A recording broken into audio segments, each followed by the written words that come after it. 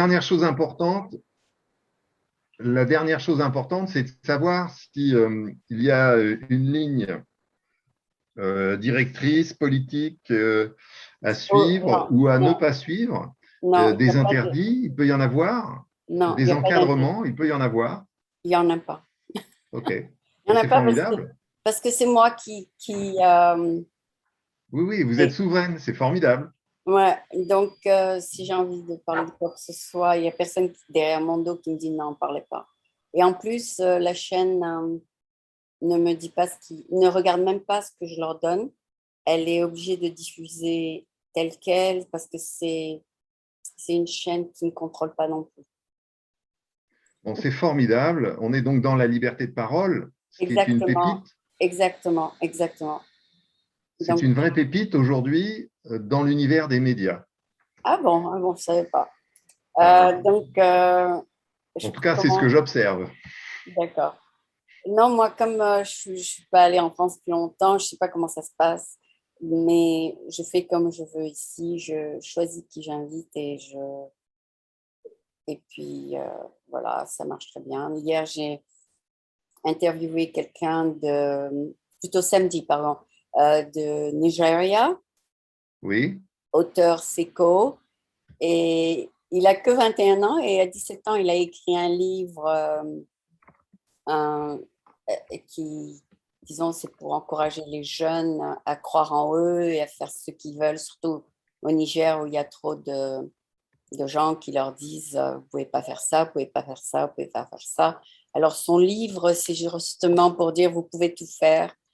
Euh, et donc je l'ai déjà mis sur l'internet. Je l'ai envoyé à la chaîne 29 déjà. Hier, je l'ai envoyé. Donc ouais, tu pourras voir ça. Je ne l'ai pas encore mis sur le site What's Your Idea, mais je vais bientôt le mettre aujourd'hui. Donc, sans te bousculer, quel est ton nom? Mon nom est Marc de Fouquier. Donc, Marc, c'est ton nom, ton prénom, voilà, c'est ça. Oui. Ah ben, le prénom, dans la sémantique française, c'est avant le nom. Alors, ce sont, je dirais, les lois commerciales qui nous ont qui nous ont donné l'habitude d'inverser la nomenclature des individus en mettant le nom en premier.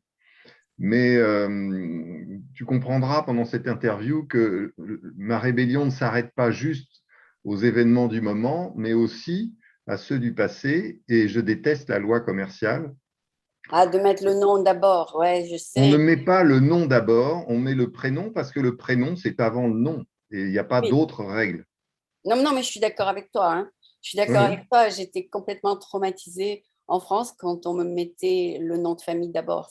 Et je disais, ça, c'est pas mon nom, c'est le nom de la famille.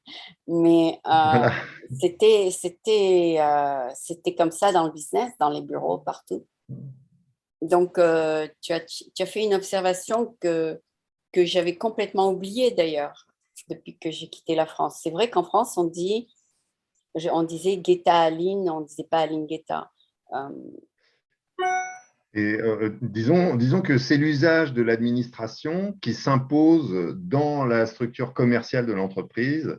Et j'ai toujours repris les gens qui m'appelaient. Je leur dis non, moi, mon nom, c'est Marc de Fouquier parce que c'est comme ça que ça se rédige et non, c'est comme ça que ça se prononce. j'étais pas aussi vocale, je m'exprimais pas, j'acceptais les règles des bureaux sans me plaindre et je disais rien.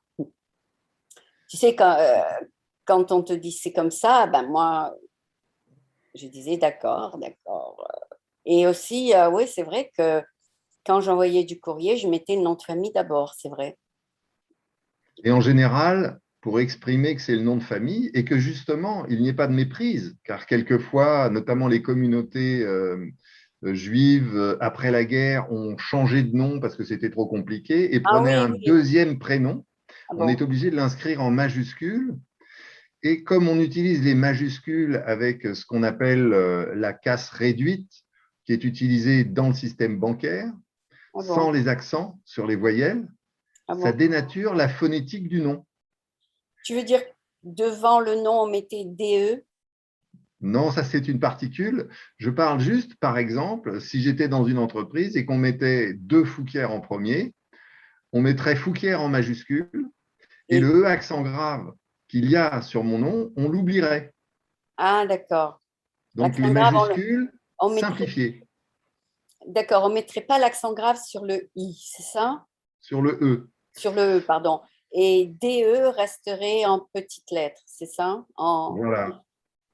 C'est ça qu'il faudrait faire. Alors bien sûr, à chaque fois, tout le monde se trompe. On met tout d'un coup en majuscule, attaché, et ça ne ressemble à rien. Alors que quand on utilise les particules, précisément, ça signifie quelque chose. C'est que je suis le prénom Marc, l'individu Marc, qui est né à Fouquières. Ah C'est bon, ça que ça signifie. Fouquières étant un village en France. En fait, il y a deux villages. Il y a Fouquières-les-Lins, Fouquières-les-Bétudes. Et ma famille est passée par cet endroit-là il y a 3 siècles. Et c'est de cet endroit-là qu'elle a récupéré le de Fouquières. ah À bon, l'époque, ça se faisait beaucoup pour signifier que cette personne était née à cet endroit-là. d'accord. Donc, toi, tu es né en Fouquier? Non. Non, mes aïeux sont nés à Fouquières. À Fouquier. Et voilà. Et bah, moi, je suis né à Versailles. J'habite Versailles. J'ai jamais déménagé de la maison dans laquelle j'habite. Je me suis arrangé pour racheter cette maison à mes frères et sœurs, pour y habiter encore et la transmettre à mes enfants. Donc, j'ai un trajet un petit peu particulier Où de ce tu point de es là? vue-là. Dans quelle ville? Pardon? En ce moment, tu es dans quelle ville? Je suis à Aujourd'hui. Versailles, je suis chez moi. Ah, tu es toujours à Versailles. Ok. Oui, D'accord. C'est joli, Versailles. Je suis allée à Versailles. c'est magnifique. Il y a des jardins de partout, c'est ça? Et il y a des allées, les avenues font 100 mètres de large. Il y a des contre-allées dans chacune des avenues de chaque côté avec des allées d'arbres qui font 30 mètres de haut. 4 allées d'arbres sur chaque avenue principale. Et je donne sur une de ces avenues qui s'appelle l'avenue des États-Unis. C'est Ça m'a magnifique. certainement prédisposé à avoir un lien particulier avec la culture américaine, des États-Unis, d'Amérique. Mais en tout cas, cet environnement est un grand plaisir. En face de moi, j'ai ces platanes de 30 mètres de haut en face de moi, alors que ma fenêtre donne sur la rue. Ah, c'est super, c'est super. C'est super. Parce que moi, je suis allée juste un jour à Versailles pour visiter le château. Et on a passé la journée là-bas, mais j'y suis jamais retournée. Donc, mais si je me rappelle que les jardins du château étaient très beaux, tout ça. Mais toi, tu es justement dans. Versailles, Versailles, Louis XIV a inventé Disneyland avant que Walt Disney y réfléchisse. C'est vrai? Versailles, c'est Disneyland made in France. Ah, C'est ça l'idée, parce que l'architecture de la ville elle-même, avant de pénétrer dans le château, rappelle les mêmes obédiences qui étaient de construire un endroit où toute la noblesse se retrouverait pour participer à la vie de la cour. ah, la cour, oui. Et ça permettait au roi d'avoir à sa disposition tous les gens importants du pays, qui du coup n'étaient plus dans leur domaine, dans leur Ok, fief. ok. Donc c'était une nouveauté en termes de technique de pilotage, de technique d'expression du pouvoir à Et l'époque. maintenant, le château est utilisé juste pour le tourisme. Absolument, mais vraiment bien utilisé, je dirais, parce que le château lui-même, bien sûr, subit des visites, mais les jardins sont mis en scène. On y place des haut-parleurs, on y raconte des histoires. Les haut-parleurs, comme chez Disney, sont cachés. Les gens qui traversent les jardins sont baignés dans la musique de Lully et dans des jeux d'eau qui sont orchestrés avec la musique. C'est fait de façon très délicate et sans trop d'intrusion, mais avec exactement les mêmes technologies Ah et ben, dans le même esprit. donc, tu vas de temps en temps voir tous ces jardins, tout ça. Enfin, Bah, il si se tu as le trouve temps. que j'y ai installé les premiers systèmes de haut-parleurs pour faire ces animations, puisque mon rôle, avant que la crise du Covid ne sévisse, était un rôle d'ingénieur du son et de directeur technique d'un gros prestataire du spectacle. Ah, d'accord. Euh, Et j'ai réussi à récupérer ce marché pour le valoriser d'autant mieux qu'on a pu avec les idées de CVS, donc la régie des spectacles de Versailles. Voilà. D'accord, d'accord. Donc tu t'y connais super bien dans ce qui se passe dans le château de Versailles. J'y ai travaillé, disons. Tu y as travaillé, d'accord. Et donc, c'est surtout une ville de tourisme et le commerce, c'est le tourisme. Et les gens, tu les vois un jour et tu les revois pas le lendemain, c'est ça? Oui, mais ça, le tourisme, on y attache, quand on habite à Versailles, on n'y attache aucune importance, parce qu'en fait, c'est une ville qui est construite autour d'une communauté de catholiques Ah qui ont des bon, familles en général nombreuses. bien. Et c'est une ville qui a à peu près les mêmes racines culturelles que Chartres ou Reims, comme si c'était une ville de province, Ah bon. avec des communautés très soudées autour de la famille, essentiellement. Donc la religion chrétienne, oui, mais aussi la religion protestante. Il y a quelques communautés protestantes. Et les gens sont en général assidus au culte. Ah Ce bon. sont des chrétiens pratiquants. Ah d'accord. Pourquoi c'est le culte, c'est surtout les Mormons, non? Bah, le culte, on peut dire que aller à l'église quand on est chrétien, c'est le culte chrétien. Ah On bon, va je à la savais messe, pas. c'est Mais, pareil. mais on compare pas la religion catholique à un culte encore. C'est peut-être c'est une religion. C'est une religion, mais une religion et un culte assez synonymes. Ah bon? Non, il y a très peu de différence dans la Parce définition. qu'ils vont le matin, ils prient, puis ils vont à la messe, c'est ça le culte. Oui, bah, c'est pratiquer la religion en fait. Pratiquer la religion, c'est un culte. Mais C'est aller au culte. ici, C'est les aller à la messe, catholiques, aller au culte. ici, les catholiques ne pratiquent pas, hein. La majorité, ils boivent de l'alcool. La majorité font tout ce que les non-catholiques ne font pas. Ils ont les avortements, ils ont aucun sens d'éthique. Peut-être que leurs ancêtres étaient catholiques et qu'ils s'appellent catholiques, mais ils ne pratiquent pas. Ici, ils sont plus traditionnalistes et effectivement, l'avortement a toujours été une pierre d'achoppement dans la culture de la religion chrétienne et les plus traditionnalistes ne pratiquent pas l'avortement. Ah, d'accord, d'accord. Et les familles chrétiennes continuent à être des familles nombreuses, c'est-à-dire des Ah, familles d'au moins 6 enfants. ben c'est ici la même chose pour les gens du Mexique. Ils ont au moins 6 enfants. Si tu vas dans la région hispanique, le Mission, ils ont tous minimum 6 enfants et tout est pas cher. C'est en fait, comme tu dis, c'est vraiment un petit Mexique dans San Francisco parce que tout est un tiers du prix de partout parce qu'ils savent que tout le monde a beaucoup d'enfants. Et donc, tout est moins cher. Si tu veux acheter tout moins cher, tu vas dans ce quartier-là, tu achètes des tomates à 50 cents, alors que tu vas à Safeway, c'est 2,50 $ le pound. Donc, tout est en ajustement avec le nombre d'enfants, je crois, les régions de San Francisco. Et si tu vas acheter dans les régions riches, tu payes 4, 6 fois plus parce que les gens, ils n'ont pas d'enfants. Ils peuvent se permettre de payer plus. Donc, j'espère que tu es dans un juste milieu pour ça, que les prix ne sont pas trop forts pour toi. Disons qu'il y a une offre commerciale qui est très variée, qui laisse la place aux gens riches de dépenser 30 ou 50% plus cher pour acheter des produits de luxe et aux gens simples d'acheter des produits Ah, moins cher. d'entrée de gamme, mais qui sont très bons.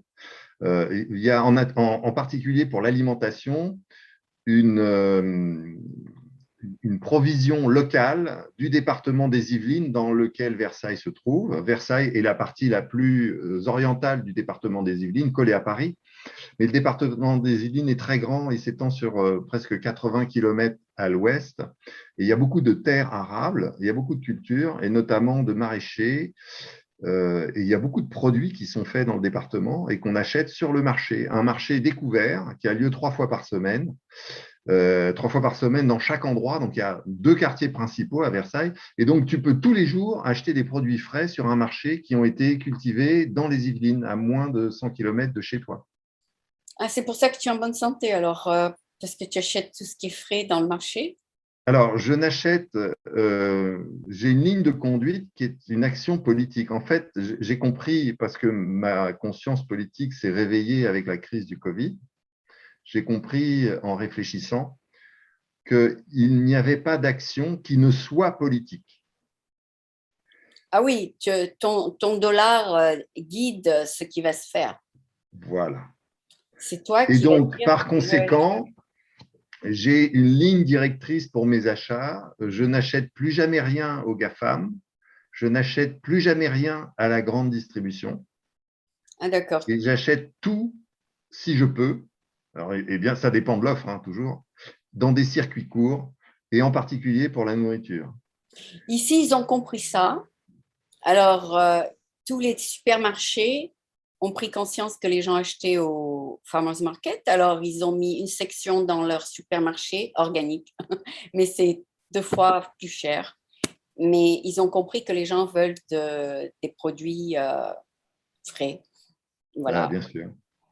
Donc, Tout simplement parce que les gens ont aussi compris qu'on leur mentait et qu'il y avait probablement dans les produits de la grande distribution des choses tout à fait indicibles, pas du ah oui, tout pas du- raisonnables. ouais, ouais.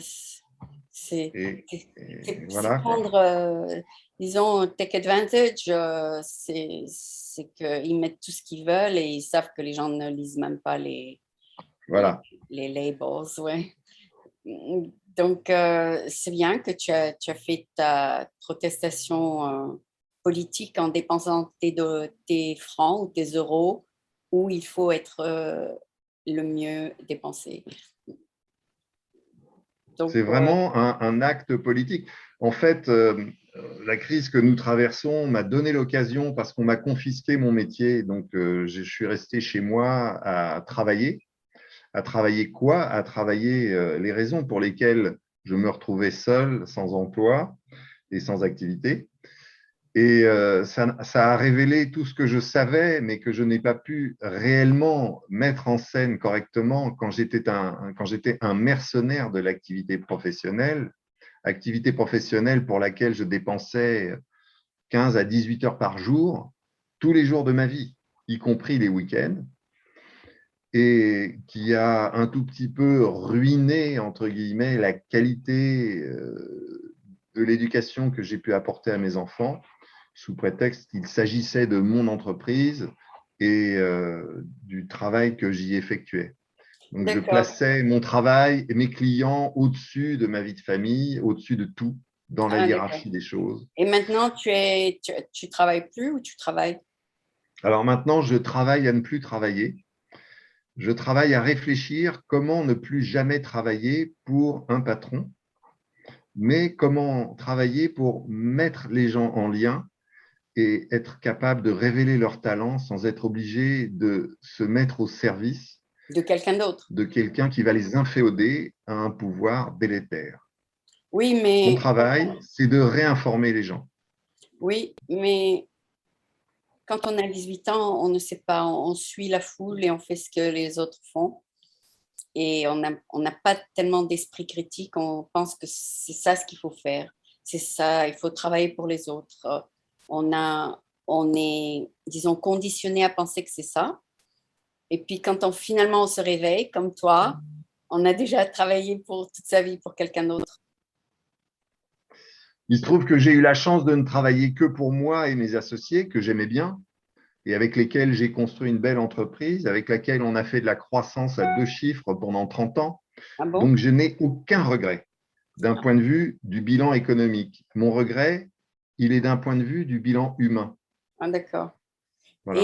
Et donc, là, tu es self-employed, le nom de ta compagnie, c'est Marc de Fouquier, alors. Non, c'est une entreprise que j'ai fabriquée pour mon fils et avec laquelle je travaille ponctuellement pour des clients qui veulent absolument avoir recours à mes services, qui s'appelle Modiro, qui apparaît d'ailleurs dans le fil de LinkedIn. Ah bon, d'accord, j'ai pas lu parce que en général, je lis pas tellement les profils des gens. Je les invite si j'ai envie de les inviter. Après, quand je leur parle, je découvre ce qu'ils font. Donc, tu es dans l'audiovisuel en ce moment, la production? J'étais dans l'audiovisuel et je continue à rendre des services aux clients qui m'aimaient bien dans ce secteur d'activité, en particulier dans le son. Mes derniers faits d'armes, entre guillemets, c'était d'organiser toutes les prestations de services pour les gros festivals que Live Nation organisait en France.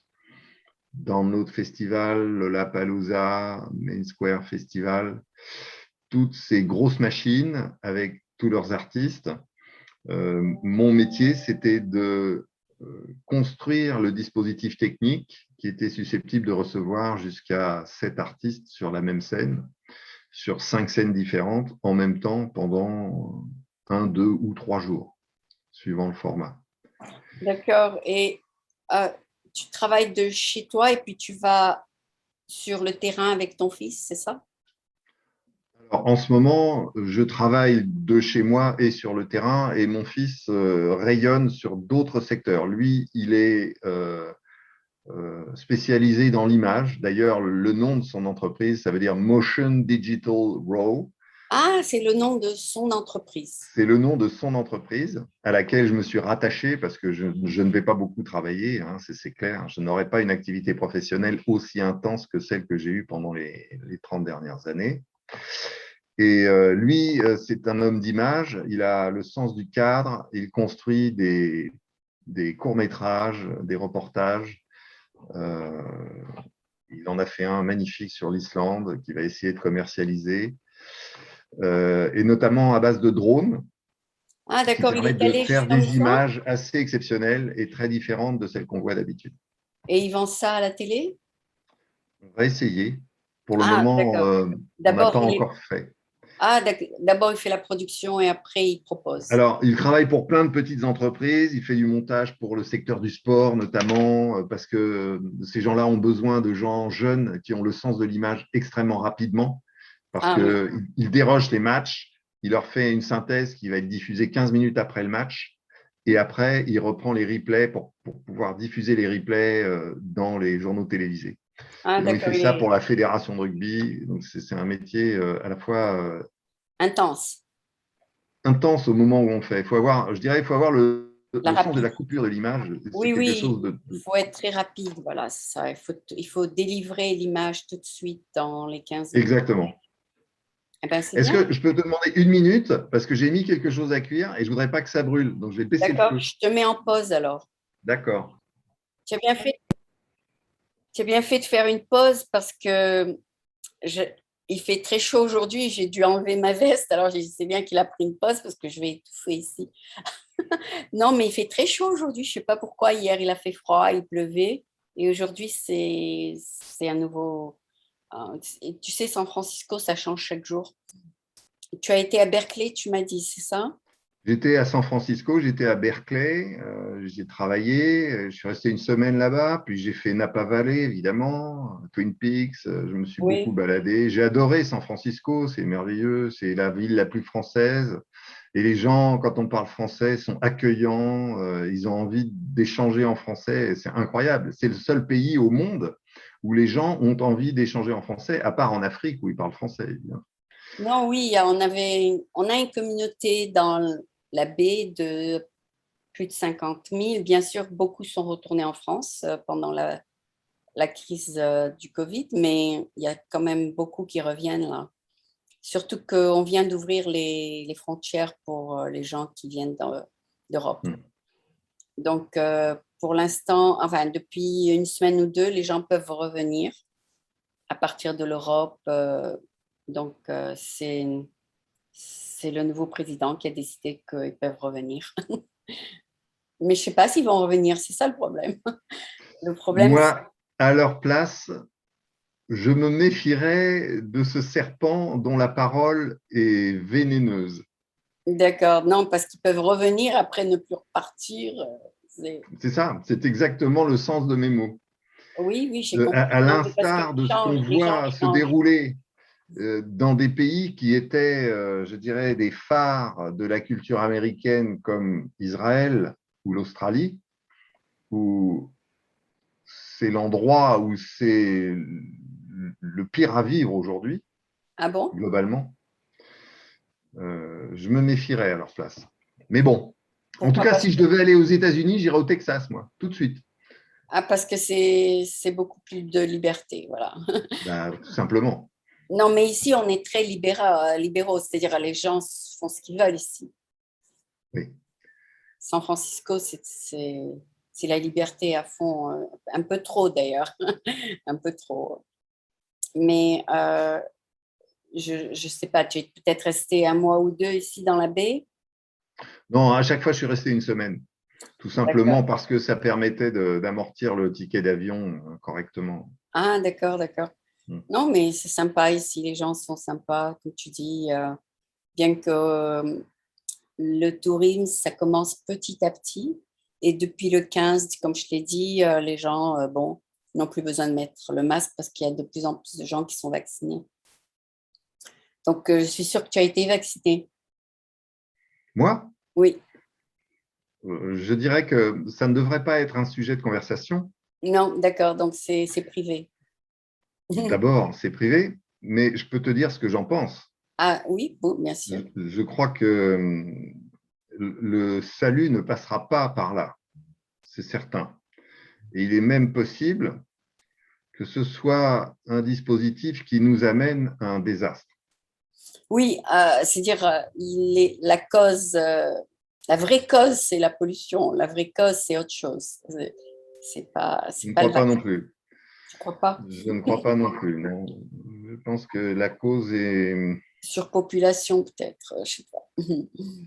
Certaines personnes disent que ça pourrait être une cause, mais je crois surtout que malheureusement, euh, et ça, c'est la lecture que j'en ai, non pas euh, comme étant le fruit d'un fantasme, Oui. mais parce que j'ai eu le temps d'observer et de lire des documents qui décrivent les événements que nous traversons déjà depuis longtemps. Euh, il y a définitivement une organisation. Il Mhm. n'y a pas de hasard et la nature ne nous joue pas un tour. C'est tout ce que je peux en dire aujourd'hui, n'étant pas capable d'amener les preuves de, de ce que je raconte. Mais il y a la preuve établie de façon certaine qu'il ne s'agit pas d'un hasard issu droit de la nature. Ça veut donc dire que puisque ça n'est pas la nature, la cause est l'organisation humaine. Et si ce sont des hommes qui ont organisé ça, il va falloir les mettre en prison et les juger pour le Si on peut, génocide qu'ils il ont faut prouver. provoqué. Il faut le prouver, hein. C'est pas facile. J'ai pas dit que c'était simple, mais il y a aujourd'hui un faisceau de présomption suffisamment fort pour pouvoir déjà comprendre facilement Ce qui s'est euh, passé. ce qui s'est passé et la raison pour laquelle ça s'est passé. Le mécanisme, d'une part, qui est en général la corruption, l'appât du gain, la volonté de puissance, ça c'est le mécanisme.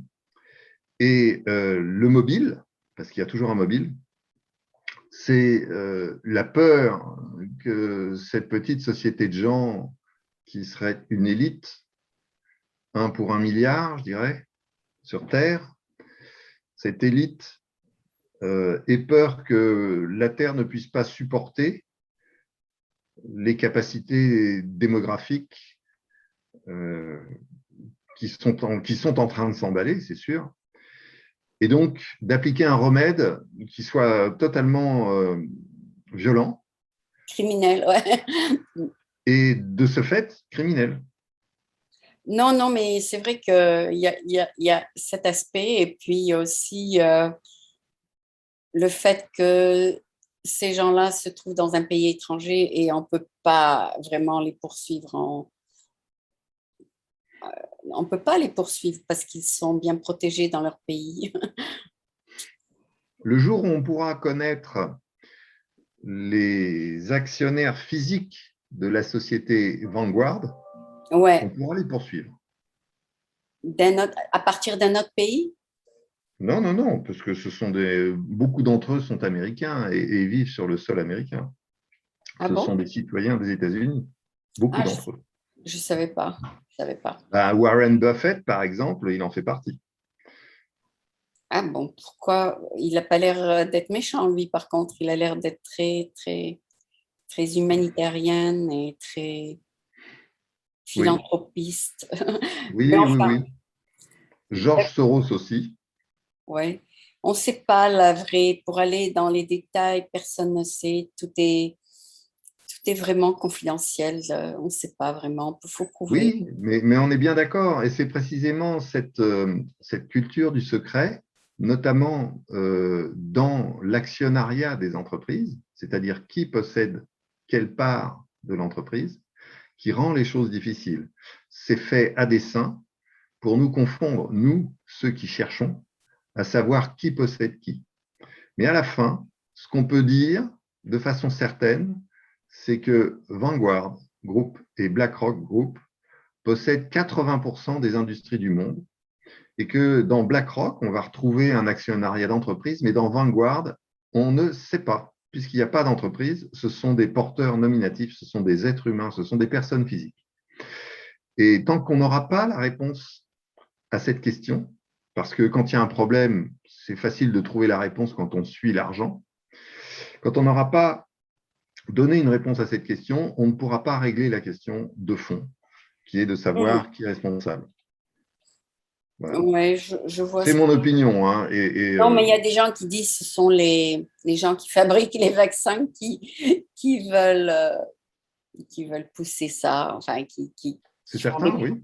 qui font les profits là-dessus. Et les pharmaceuticals, les hôpitaux, tout ça, c'est une industrie de la maladie et de la mort, disons. Voilà, c'est ça. Et on peut même, avec une lecture politique, dire que c'est un nouveau dogme duquel déroule une organisation politique totalitaire. On peut appeler ce dogme le sanitarisme. En tout cas, c'est le nom que je lui ai donné en France, ou Mm. le sécuritarisme, c'est-à-dire qu'on ne veut pas prendre de risques, alors qu'en réalité, en prenant des risques, on résout les problèmes. Et c'est en ne prenant pas de risques qu'on crée des problèmes. Oui. Donc là, typiquement, cette crise, euh, la réponse est très simple. On a confisqué les médicaments qui pouvaient soigner et apporter des traitements. On a passé sous silence l'existence de ces traitements, interdit, et ça c'est l'OMS par exemple qui est coupable, interdit de transmettre l'efficacité de certains traitements qui étaient déjà avérés au moment où la crise se déclenchait. Il y a donc eu, clairement, quand on lit l'histoire de l'année dernière, début 2020, une volonté délibérée de faire en sorte que le virus se propage à travers les pays en ne limitant pas, par exemple, les vols aériens entre Paris et Wuhan. Pendant le confinement des Français, tu pouvais toujours venir de Chine depuis Wuhan à Paris. Ah, d'accord. Ah, mais ça c'était criminel, c'est vrai. Oui. Mais non, mais tout est criminel. C'est tout qui est criminel. Et c'était orchestré pour que cette maladie puisse se répandre, pour qu'on ne puisse pas se soigner. Nous, en France, on a un ministre de la Santé qui a classé le produit qui a fait couler le plus d'encre dans l'histoire de l'humanité, l'hydroxychloroquine, qui n'est Oui. jamais qu'une forme de quinine, qu'on Oui. utilisait depuis 70 ans avec succès pour éradiquer les maladies parasitaires dans les pays en voie de développement, notamment en Afrique. Moi-même, j'en ai pris. C'est un produit très simple qui n'a pas d'effet secondaire. Ce produit-là a été diabolisé Il y a même une étude entièrement fausse, bidonnée, comme on dit en français, qui est l'étude du Lancet qui est sortie, qui a été utilisée comme prétexte pour les gouvernements à interdire la commercialisation de ces produits sur leur territoire. Et quand cette étude a été rétractée quelques semaines après sa sortie, l'interdiction de la commercialisation, elle, a subsisté. Donc, ces événements-là constituent ce qu'on appelle le faisceau de présomption qui rendent les gens qui ont commis ces actes coupables du génocide dans lequel ils nous amènent en nous obligeant à nous inoculer un produit dans lequel il y a au moins 20% du produit qui est inconnu, classé secret, en tout cas secret peut-être pharmaceutique, et j'ai même envie de dire secret défense, tout simplement parce que ce produit est un poison qui a une autre vocation que de protéger contre la maladie. Preuve en est qu'aujourd'hui, sur le territoire français, nous enregistrons plus d'effets secondaires de mort de l'inoculation de ce vaccin que de mort de la maladie elle-même. C'est totalement inadmissible que dans ces conditions-là, ce produit ne soit pas retiré du marché immédiatement. Or, ce produit bénéficie d'une autorisation provisoire de mise sur le marché sous prétexte qu'il n'y aurait pas de traitement contre cette maladie. Or, ces traitements existent, notamment l'ivermectine, mais aussi l'hydroxychloroquine, l'azithromycine. Il y en a plein. Ces produits sont connus depuis très longtemps pour lutter contre les parasitoses et fonctionnent parfaitement bien et sont passés sous silence à cause des lobbies de l'industrie pharmaceutique qui, sans arrêt, essayent de vendre des nouvelles molécules, des nouveaux médicaments qui, eux, seront plus chers parce que nouveau et protégé par les brevets. Oui, donc, on voit bien oui, que c'est la évident. protection de la connaissance et le non-partage du savoir ont joué un rôle clé dans la mise en scène qu'on nous a fait autour du port du masque, du confinement, de l'isolation, de la distance de sécurité, du lavage des mains, des conneries innommables qui n'ont strictement aucun fondement scientifique. Et les scientifiques, justement, le répètent aujourd'hui. Ils disent, ben non, le port du masque, on est incapable de savoir si c'est efficace ou non. Et le peu d'études qu'on a faites, même dans des centres de chirurgie, on n'est pas capable de savoir si le chirurgien qui met un masque protège plus son malade que s'il n'en met pas. D'ailleurs, il y en a qui n'en mettent pas ou qui le mettent mal parce que ça les empêche de respirer. Donc, c'est la preuve juste que nous sommes au centre d'un montage, d'un magnifique théâtre, et c'est d'ailleurs peut-être aussi pour ça qu'on m'a confisqué mon métier, puisque le spectacle n'existe plus depuis que le spectacle du Covid l'a remplacé. On nous demande d'être très attentifs aux narratifs des médias, aux aventures et aux histoires que nos gouvernements inventent, qui sont sans arrêt en train de se contredire, croyant créer chez nous une confusion mentale. Mais non, ils créent chez nous la volonté de les incarcérer, de les juger et de les mettre à Guantanamo toute leur vie pour que mes petits-enfants puissent aller les regarder derrière les barreaux. Le problème, c'est que ça fait beaucoup de gens à mettre en prison. Il y a aussi un autre aspect de cette pandémie, c'est que les gens qui avaient l'assurance et qui avaient les moyens ont survécu, et les gens qui n'avaient pas l'assurance et qui n'avaient pas les moyens sont tous morts. C'est-à-dire que c'est une question économique aussi. En France, ça n'a pas été une question économique, ça a été une question plus intellectuelle qu'économique, parce que les gens qui ont compris se sont procurés des médicaments et se sont soignés tout seuls, ou plutôt ont réussi à les obtenir à travers des médecins qui ne disaient pas qu'ils les prescrivaient, parce que les médecins sont encadrés pour ne pas les prescrire en France. Ils sont surveillés par l'Agence nationale des médicaments et par l'Ordre des médecins, qui est un organisme qui chapeaute l'activité médicale, c'est-à-dire le travail des médecins, mais dont les membres ne sont issus que de l'industrie pharmaceutique et ne sont pas des élus et ne sont pas nommés par le gouvernement. C'est assez incroyable. C'est donc ces gens-là, tous les médecins en France, sont soumis à l'ordre des médecins qui peut les radier du jour au lendemain en disant ben non, vous avez prescrit un protocole qui est interdit, et en particulier pour cette maladie. Oui, exactement. Et aussi, si on parle de ce que vous parlez sur les sites social media, eh ben, on vous enlève le compte. Oui. Alors, précisément, c'est très amusant parce que j'ai 4800 followers dans LinkedIn, puisque j'avais une activité professionnelle qui me mettait en lien avec beaucoup d'intermittents du spectacle, d'ingénieurs du son, de créateurs lumière, d'opérateurs. Ouais. Et ils vous l'ont enlevé? Ils me l'ont enlevé quand j'ai commencé à vraiment poster de manière violente. Bon. Et aujourd'hui, je continue à poster, mais en essayant de rester sur la ligne rouge, je dirais. Et j'ai observé que le média lui-même a changé la limite, a déplacé la limite, elle a rendu plus permissive, parce que je crois que ce média qui appartient à Microsoft permet aussi au gouvernement de prendre conscience du niveau d'intelligence ou de perception de la crise par les individus.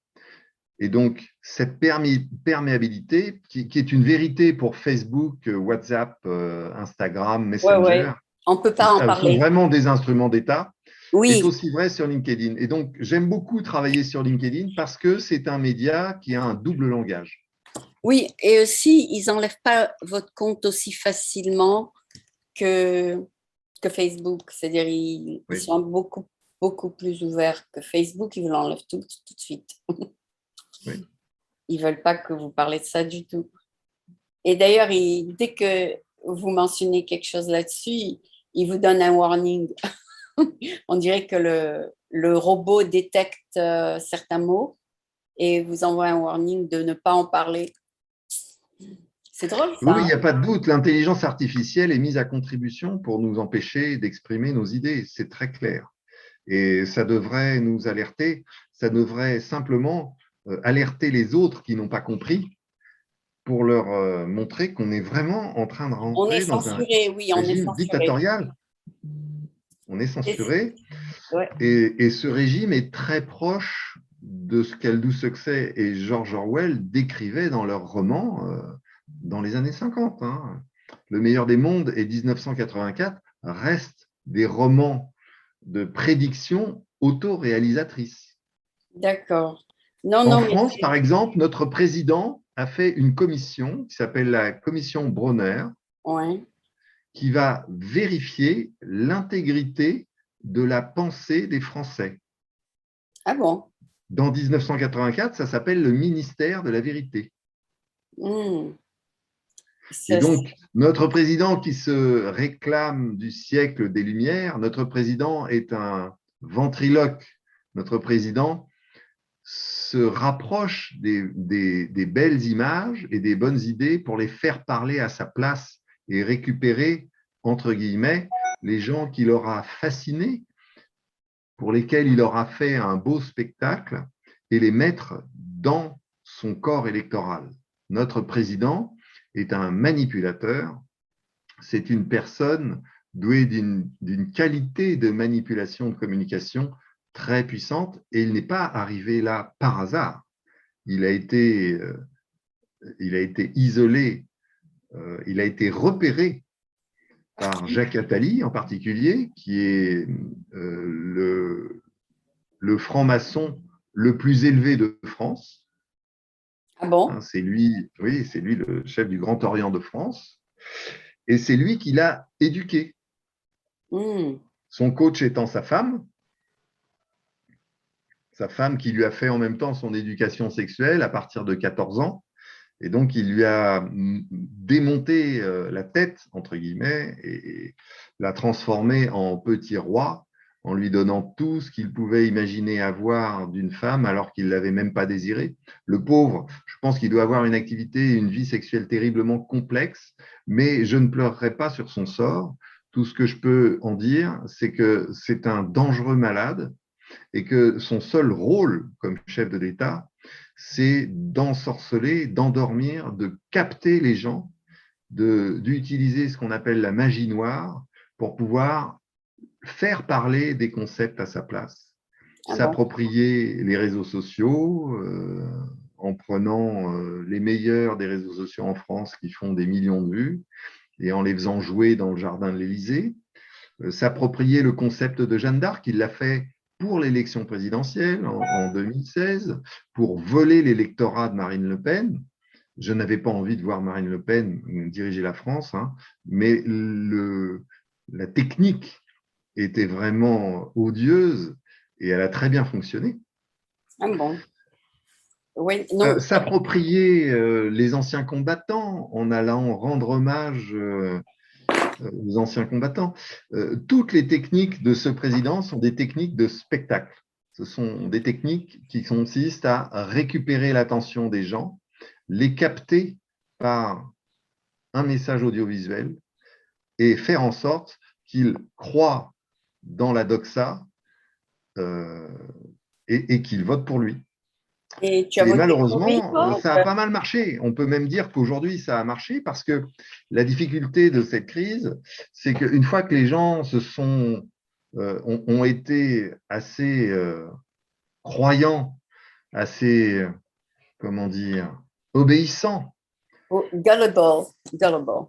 Yeah. voilà, pour se faire vacciner, ils ne font pas marche arrière parce qu'ils se sont fait vacciner et que le geste de s'inoculer la marque de la bête les fait rentrer à l'intérieur du cercle des proches du gouvernement et de la doxa du gouvernement qui va faire passer les non-vaccinés pour des assassins exposant les autres, alors que dans la réalité des faits, je dis bien la réalité observée par les scientifiques, le vaccin non seulement ne protège pas bien de la maladie, mais il ne protège pas non plus de sa transmission. Et il est certain que les gens qui ne sont pas vaccinés seront plutôt moins dangereux que les gens vaccinés parce que leur système immunitaire est en meilleure condition. Il n'aura pas été dégradé par tous les produits qu'on n'ose pas raconter tellement ils sont innommables, qui sont injectés en même temps que le vaccin. Je rappelle à cette occasion que Bill Gates lui-même dit deux choses qu'on peut retenir. Il dit on a un problème de population, il va falloir réduire la population de 15%. Et si on se débrouille bien, on devrait y arriver avec le vaccin. C'est pas C'est moi ça qui qu'il le a dis, c'est dit? lui. C'est pas Oui, vrai. C'est vrai? si, bien sûr que c'est vrai. Cherche sur YouTube, tu verras les conférences de Bill Gates avant la crise du Covid. Il dit autre chose à propos du vaccin de la société Moderna qu'il pilote.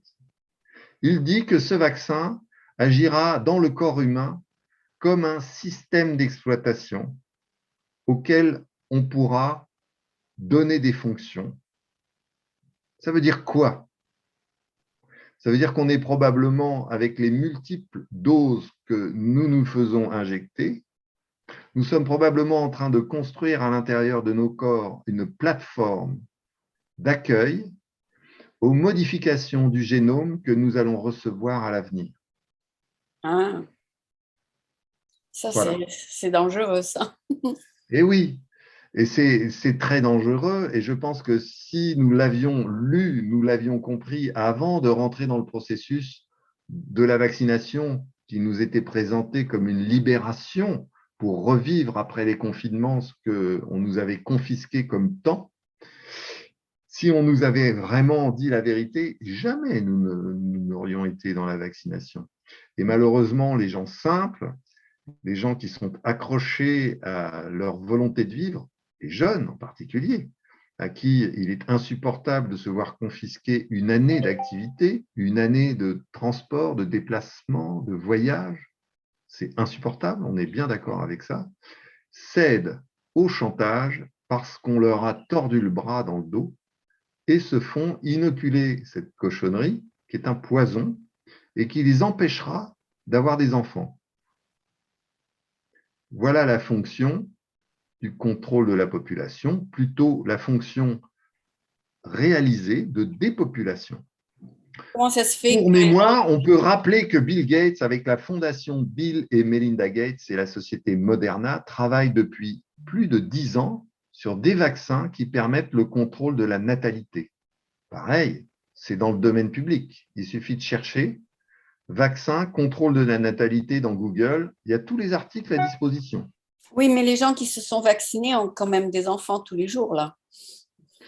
Alors, ils ont des enfants, pas tous. Et ceux qui auront, alors qu'ils ont commencé à 20 ans, par exemple, reçu 4 doses d'un vaccin, peut-être ne pourront plus en avoir. En tout Ah, cas, ça, il y a parmi les effets secondaires qui sont notés de ces vaccins, quelle qu'en soit l'origine, il y a les perturbations des menstruations féminines qui, normalement, n'arrivent jamais avec les vaccinations sur les maladies infectieuses. C'est un effet secondaire qui existe, qui est documenté. Et l'infertilité des mâles suivra exactement de la même manière. C'est un petit peu plus difficile à prouver, mais c'est déjà fait parce qu'on le voit, cette infertilité, on la voit dans le développement des perturbateurs endocriniens qui sont amenés par les produits OGM, mais surtout par les désherbants qui utilisent, comme le glyphosate, des perturbateurs endocriniens. mais Donc, dans les médias, ils disent que les seuls gens qui sont à l'hôpital en ce moment sont des gens qui ne se sont pas fait vacciner. Qu'est-ce que vous avez à dire à ça? que c'est exactement le contraire. Les médias sont des perroquets payés par Bill Gates en particulier. L'AFP appartient à moitié au gouvernement et à moitié à la fondation Bill et Melinda Gates. La fondation Bill et Melinda Gates a acheté la ligne éditoriale du Monde en France, le premier quotidien.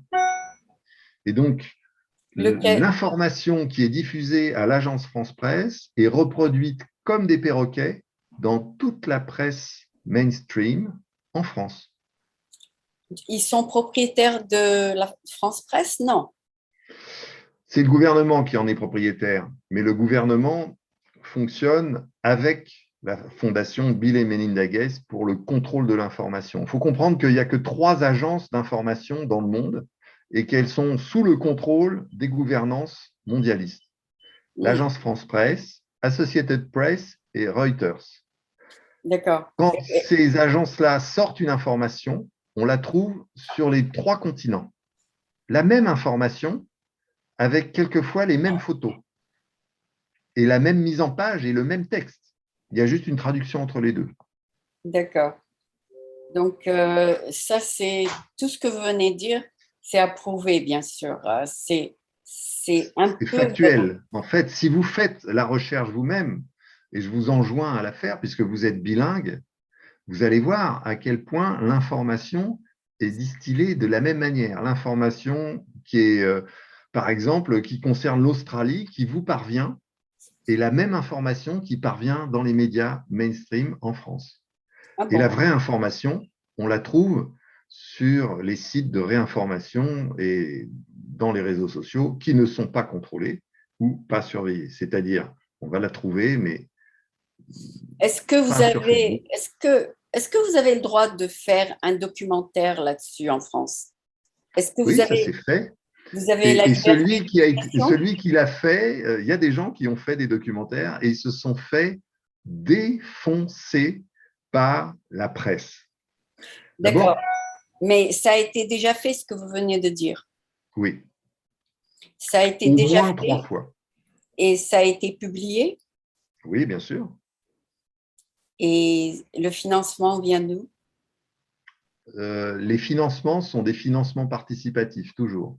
Toujours, Et c'est particulier. un des documentaires qui s'appelait Hold Up, euh, Donc, ce sont des gens qui ont participé pour que le documentaire se fasse. Oui, bien sûr. Et ce sont des gens très sérieux. Ce sont des épidémiologistes et des gens qui ont encore la parole et qui revendiquent tout ce que je vous raconte de façon claire et certaine et qui, eux, ne sont pas dans l'opposition contrôlée. Ah, d'accord. À tel point que notamment, pour parler du film Hold Up, il a coûté très peu cher, hein, il a coûté 250 000 euros. C'est très peu d'argent. Oui, Il devait être financé par sa diffusion sur Vimeo, une oui, plateforme de oui, qualité. oui. La diffusion a été interrompue le jour de la sortie du documentaire et les biens et ceux qui l'avaient vu et qui donc finançaient la diffusion, parce qu'il fallait payer pour le voir, se sont vus leur argent confisqué par Vimeo. Et Vimeo n'a pas rémunéré Pierre Barnerias, le producteur, de l'argent qui a été collecté. Ils ont, Le, ils ont, ils ont confisqué les ils ont revenus. confisqué la rémunération. Ils ont confisqué la rémunération qui C'est devait amortir les frais. c'est de la dictature, ça. Et je crois qu'on y est, hein, absolument, sans aucun doute. Je vous inviterai, si vous ne l'avez pas déjà fait, et puis vous pouvez le lire en américain, c'est probablement plus facile. Ouais. Je vous inviterai à relire Hannah Arendt. Il y a 3 livres qui sont essentiels pour comprendre ce qu'on est en train de vivre. Le premier, c'est La crise de la culture, qui est fondateur, parce que ça nous explique comment on a vécu 2 générations de démontage de tous les éléments qui permettent de fonder la culture des individus à travers leurs liens sociaux, leurs réunions autour de leurs empathies, qu'elles soient d'ailleurs religieuses ou Oui. groupes Non, moi, j'ai d'intervention, mais arrêté. surtout familiales. Donc la destruction de la famille. Et le deuxième livre, c'est Eichmann à Jérusalem. Alors pourquoi c'est un livre intéressant? C'est que Eichmann, Adolf Eichmann, était un petit fonctionnaire carriériste sans talent. Il s'est retrouvé à piloter l'exode, entre guillemets, et l'incarcération dans les camps de concentration de toute la population juive d'Europe. Pourquoi? Parce qu'il était carriériste et qu'il est rentré dans le parti en se disant, bah, au moins là, ils me font pas chier et je fais ce que j'ai envie de faire. Et ce petit bonhomme, qui n'était rien, ni intelligent, qui n'avait pas de vocation, il s'est retrouvé à manipuler les concepts de la solution finale qu'il n'approuvait pas particulièrement. Il aurait préféré que sa solution à lui, qui était de repeupler l'île de Madagascar avec tous les juifs et tous les gens qu'on ne voulait pas dans le monde, soit employés. Et il n'avait pas lu Mein Kampf, qui dit de façon très claire que l'objectif du Troisième Reich était déjà un objectif de repeuplement de la planète par la race aryenne, sur la base de Ecce Homo, décrit dans les livres de Nietzsche, très simplement. Il n'a même pas compris ça. C'est formidable. Donc Eichmann à Jérusalem permet de comprendre les mécanismes intellectuels qui emmènent les gens de la société ordinaire pour consolider et construire le totalitarisme.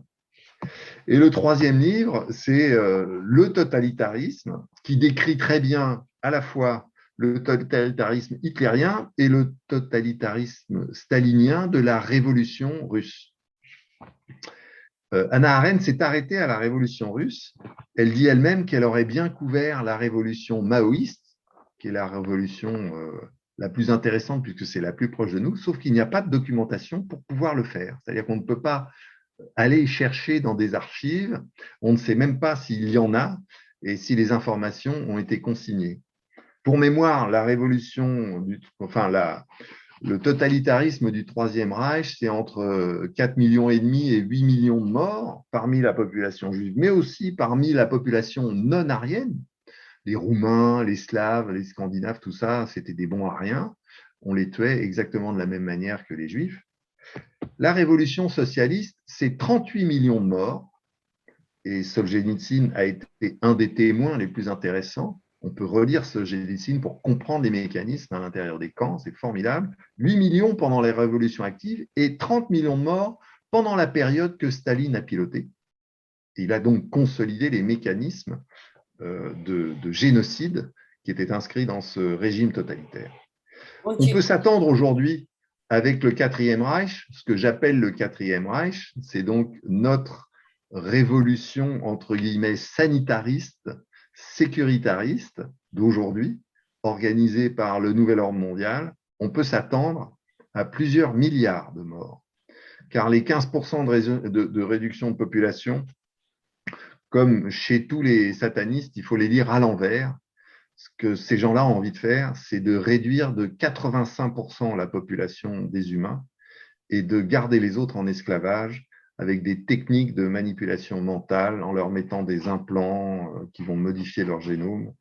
Et on a tout à craindre de ce qui va se passer parce que précisément, plus l'histoire avance, moins on en apprend sur ce qu'il y a vraiment comme fondement dans le geste initial qui était de nous mettre en crise, détruire nos économies, maintenant organiser les carences en approvisionnement, s'arranger pour que les produits ne soient pas distribués par la chaîne de distribution normale, faire en sorte que les gens soient en difficulté pour s'alimenter.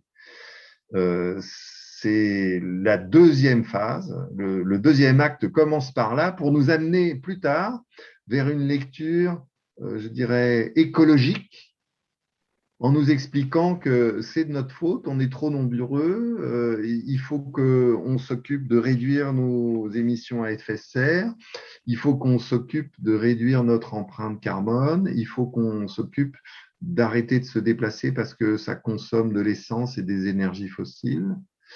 Et pas du tout, c'est juste l'expression d'un contrôle. Tout ça, ce sera marqué dans notre passeport vaccinal qui est décrit en tant que tel par la communauté européenne, qui est décrit dans le World Economic Forum, qui est décrit dans le livre The Great Reset de Klaus Schwab. On a tout à craindre que si nous ne faisons rien, ces prédictions autoréalisatrices seront en place à partir de l'année prochaine. Et je suis effrayé de voir à quel point mes compatriotes, mes congénères, mes amis, ma famille n'ont pas la lecture éclairée que je vous décris. Pourtant, elle est évidente, elle est d'une grande simplicité. Maintenant que ces gens-là possèdent nos esprits, ils vont tout faire pour nous mettre en esclavage en nous faisant croire que nous vivons un bon moment. Et c'est là, c'est très fort. Ah oui, non, mais ce que vous dites, c'est bien, ça peut faire l'objet de votre propre documentaire. Et donc, si vous avez encore l'énergie de le faire, faites-le. Il n'y a aucune raison de laisser quelqu'un d'autre le faire. Sans doute, mais il y a déjà énormément de gens qui distribuent cette parole.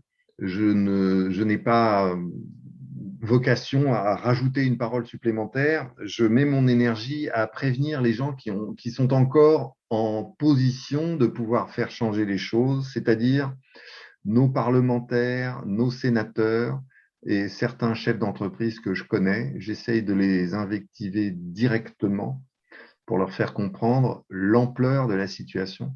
Les chefs d'entreprise sont très sollicités. Pourquoi? Parce que ce sont des hommes d'action. Mais est-ce que vous êtes protégé de faire ce que vous faites? Non.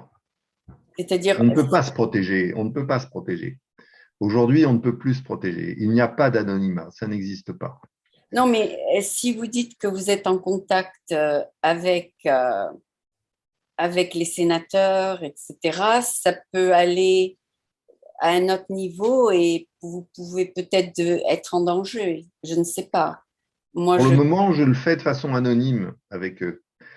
Mais d'accord. récemment, on a eu récemment un vote par le Sénat qui devait accepter ou refuser un projet de loi qui a été émis par un groupe parlementaire socialiste en France pour la vaccination obligatoire. D'accord.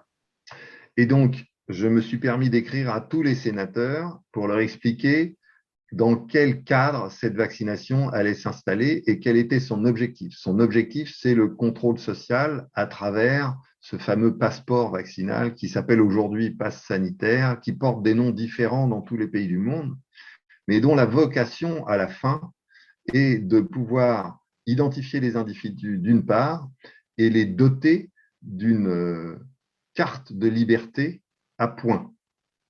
Donc, vous êtes un producteur, mais vous êtes aussi, votre base, enfin, votre background, c'est aussi l'histoire et les Bien problèmes sûr. sociaux, c'est ça? Bien sûr. Je ne construis pas ce que je vous raconte sans être documenté par l'histoire. Et l'histoire du XXe siècle est riche en dictature entièrement instrumentalisée.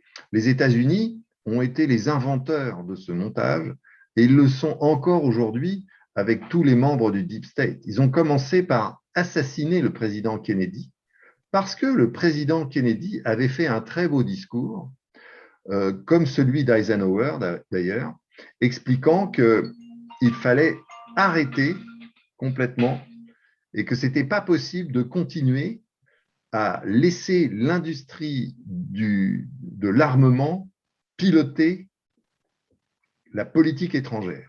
D'accord. Non, mais ça, c'est vrai.